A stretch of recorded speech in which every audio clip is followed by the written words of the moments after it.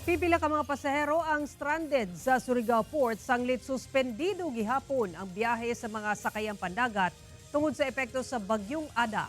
Hinuon panahon sa lugar balik normal na. Ang detalye sa report ni Cyril Chavez. Sayo sa Kabuntagon, pasado alas 5 sa buntag karong adlaw, nakasinati pa og pag-ulan ang sentrong bahin sa Surigao City nga dala pa ni bagyong Ada sumala sa Pag-asa. Apan human ang pipila ka minuto, miundang rasab ang ulan. Busa wala madugay, pipila ka mga mananagat ang atong nasiplatan nga nanaga duol sa baybayon.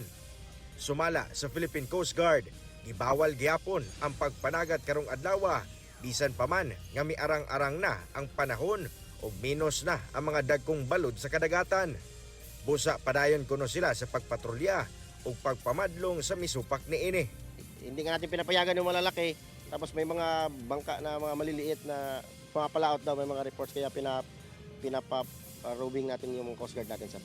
Subay sa weather advisory sa Pag-asa, sayo sa buntag karong adlaw, gibawal gyapon sa Coast Guard ang pagbiyahe sa tanang klase sa mga sea vessels, mapakargo man o passenger vessel. Medyo makakuha na siya ngayon, however, signal number 1 pa rin siya.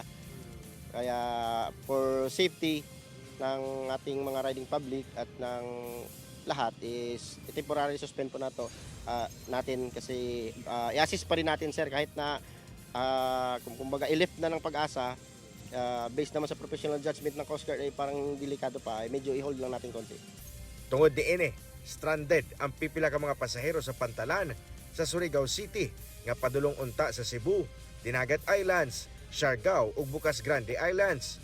Matod sa Philippine Ports Authority, Surigao, nga moabot sa 37 ka mga pasahero ang ilang natalang stranded, sukad ginaog ang abiso nga pagsuspenso sa biyahe. And we have also 10 vessels which are still at anchorage area dahil sa inclement weather na we are experiencing right now.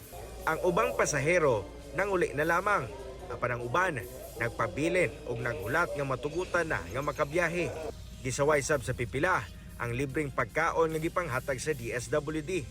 Sanglit pulos kini dilata og mga instant food nga wala kunoy tubig aron maluto ang pagkaon o baso nga pwede nilang butangan niini.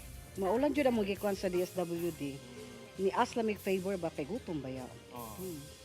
Ang kwarta ba is budgeted ba ya? Mura jud ang magikuan. Bilib lang ko kay limpyo. Among gipaabot sa PPA ang ilang mulo og nagpasalig sila nga tagaan kini og pagtagad. Karon nagpaabot na lamang ang PPA sa mando sa Pag-asa og Coast Guard kung kano sa tugutan pagbalik ang pagbiyahe sa kadagatan. Kauban si Jaybert Paira, Cyril Chavez, One Mindanao.